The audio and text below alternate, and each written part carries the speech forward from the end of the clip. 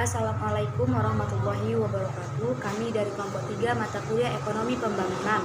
Di sini kami akan memaparkan materi yang berjudul Migrasi dan Pembangunan, di mana materi pertama itu akan dijelaskan oleh saudari Pinawardani, materi kedua akan dijelaskan oleh saya sendiri Habibah Sobri, dan materi ketiga akan dijelaskan oleh Bintang Akbar Azhari, dan materi yang keempat itu akan dijelaskan oleh Boy Rido Hamgara. Nah, untuk materi pertama itu akan dijelaskan oleh Pinawardani. Di sini saya akan membahas tentang dilema migrasi dan urbanisasi. Salah satu dilema proses pembangunan yang paling rumit dan peka yaitu adalah dalam perpindahan penduduk dalam jumlah besar dari kawasan pedesaan ke kota-kota yang semakin banyak bermunculan di Afrika, Asia, dan Amerika Latin yang belum pernah terjadi sebelumnya dalam sejarah. Jumlah penduduk di dunia pada tahun 2050 diperkirakan akan mencapai lebih dari 9 miliar, dan pertumbuhan penduduk yang dramatis akan lebih banyak terjadi di berbagai kota di negara-negara berkembang. Perserikatan Bangsa-Bangsa atau disebut dengan PBB, dalam sejarah manusia, dunia akan menjadi lebih didominasi kota ketimbang desa pada tahun 2008. Nah, jadi dilema migrasi dan urbanisasi itu adalah yang pertama itu organisasi, peran, dan proyeksi. Yang kedua itu ada peranan kota. Yang ketiga itu ada distrik industri. Yang keempat itu ada skala perkotaan yang efisien. Yang kelima adalah masalah yang ditimbulkan dari kota raksasa. Dan yang keenam itu ada bias kota utama. Nah, selanjutnya di sini saya akan menjelaskan tentang masalah-masalah dalam urbanisasi. Pertama itu ada yang namanya ketimpangan dalam masyarakat. Nah, di mana daerah kota semakin sesak dan daerah desa semakin longgar. Bahkan seringkali para perantau tersebut tidak akan kembali lagi pada daerah asal mereka. Yang kedua itu ada berbagai kriminalitas yang terjadi di masyarakat seperti perampokan, penculikan, dan lainnya, yang jelas mengganggu ketentraman masyarakat. Nah, jadi seiring meningkatnya urbanisasi, maka diperlukan juga kawasan yang memadai, mulai dari infrastruktur, pelayanan desa, kecukupan air, pangan, energi, perumahan layak huni, kesehatan, lapangan pekerjaan, hingga ruang terbuka hijau.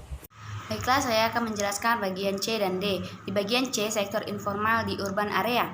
Istilah sektor informal mulai muncul pada tahun 1870-an. Diterapkan pada berbagai macam mata pencaharian berskala kecil non-pertanian di negara sedang berkembang. Pelaku sektor informal ini biasanya dalam menggunakan alat-alat yang sangat sederhana dan bahan mentahnya sekedarnya. Secara sederhana, sektor informal dipahami sebagai bentuk usaha yang tidak termasuk pada sektor formal. Sektor informal pada kenyataannya mampu menjadi penopang ketidakmampuan negara menyediakan lapangan pekerjaan bagi warga negaranya. Pada saat ini, sektor informal ini mampu menyerap tenaga kerja dengan pendidikan rendah dan tanpa keterampilan tinggi dan mengurangi pengangguran dan setengah pengangguran di Indonesia yang cenderung meningkat setiap tahunnya. Sektor informal ini memiliki beberapa peranan yang sangat penting, yaitu yang pertama, menopang ketidakmampuan negara menyediakan lapangan pekerjaan bagi warga negaranya. Yang kedua, mampu menyerap tenaga kerja dengan pendidikan rendah dan tanpa keterampilan tinggi dan mengurangi pengangguran ataupun setengah pengangguran. Yang ketiga, mengisi seluruh sudut perekonomian nasional dari sektor pertanian dalam arti luas, sektor industri, sektor perdagangan, dan sektor jasa lainnya. Bagian D, potret perempuan urban. Migrasi mempunyai potensi yang penting untuk meningkatkan status wanita dalam bidang sosial dan ekonomi ke depan. Dalam bidang ekonomi, kegiatan produktif wanita merupakan hal yang sangat krusial, dan migrasi juga mampu untuk membuat akses kesempatan berkarir bagi wanita yang lebih produktif atau beraktivitas lebih produktif dalam bidang sosial. Migrasi dapat merubah norma-norma dan nilai yang signifikan terhadap peranan dan kehidupan wanita. Anggota-anggota keluarga yang dikepalai oleh wanita urban biasanya hanya bisa memiliki pekerjaan di sektor informal dengan tingkat produktivitas rendah dan menanggung beban ketergantungan yang tinggi. Tidaklah mengherankan jika keluarga-keluarga yang dikepalai oleh wanita kebanyakan miskin, kurang gizi, serta jarang sekali mendapatkan pendidikan, pelayanan kesehatan umum, serta fasilitas air bersih dan sanitasi. Banyak wanita pekerja yang menjalankan usaha kecil-kecilan yang disebut unit usaha mikro atau micro enterprises yang memerlukan modal. Sebenarnya kalau dihitung dari jumlah modal yang digunakan, tingkat pengembalian atau rate of return unit usaha mikro yang ditekuni oleh kaum wanita itu sangatlah tinggi. Hanya saja tenaga dan waktu yang dicurahkan sangat banyak, sehingga apabila dihitung berdasarkan rasio modal, tenaga kerja, tingkat produktivitas mereka sangat rendah. Nah, mungkin itu saja yang dapat saya sampaikan. Selanjutnya materi yang akan dijelaskan oleh saudara Bintang Akbar Azhari. Imigrasi pembangunan. Migrasi memperburuk ketidakseimbangan struktural antara desa dan kota secara langsung dalam dua hal. Pertama, di sisi penawaran imigrasi internal secara berlebihan akan meningkatkan jumlah pencari kerja di perkotaan yang melampaui tingkat atau perbatasan pertumbuhan penduduk yang sedianya masih dapat didukung oleh segenap kegiatan ekonomi dan jasa-jasa pelayanan yang ada di daerah perkotaan. Kedua, di sisi permintaan, mencipta kesempatan kerja di daerah perkotaan lebih sulit dan lebih jauh mahal daripada penciptaan lapangan kerja di pedesaan, karena kebanyakan jenis pekerjaan sektor industri perkotaan membutuhkan aneka input komplementer yang banyak jumlah maupun jenisnya. Sungguhnya, masalah dasar migrasi di negara-negara berkembang terletak pada bentuk-bentuk prosesnya atau pada dampaknya terhadap alokasi sektoral sumber daya manusia, melainkan pada implikasi-implikasi negatif yang selalu ditimbulkannya terhadap tingkat pertumbuhan ekonomi dan upaya-upaya pembangunan secara keseluruhan, terutama yang termanifestasikan atau terwujud dari proses terus memburuknya distribusi pendapatan atau hasil-hasil pembangunan.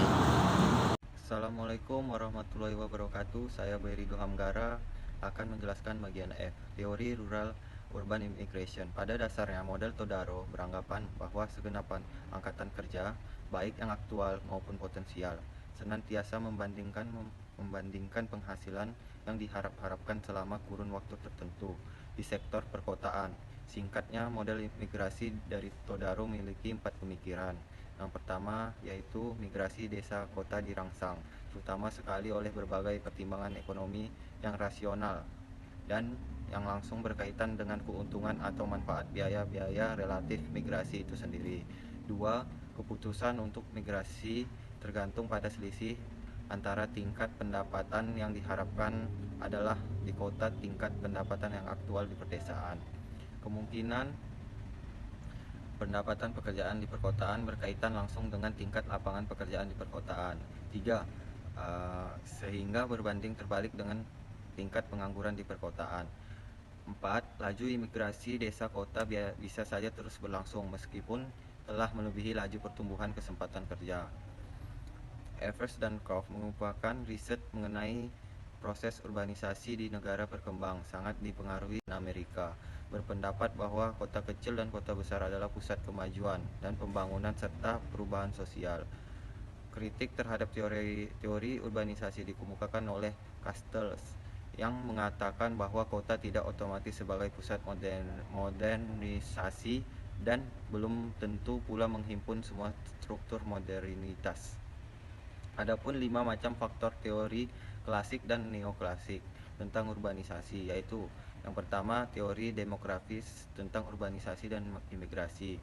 Teori-teori ini didominasi oleh model faktor pendorong penarik. 2. Teori mengenai sistem kota. Teori ini mencakup kajian-kajian tentang hierarki kota dan tempat-tempat sentral. 3. Teori kurtual kota. 4. Teori tentang diferensiasi ruang dan sosial serta pemerciasan di perkotaan, yaitu ekologi sosial dalam pengertian luas. 5. Teori neodualisme. Sekian, terima kasih. Assalamualaikum warahmatullahi wabarakatuh.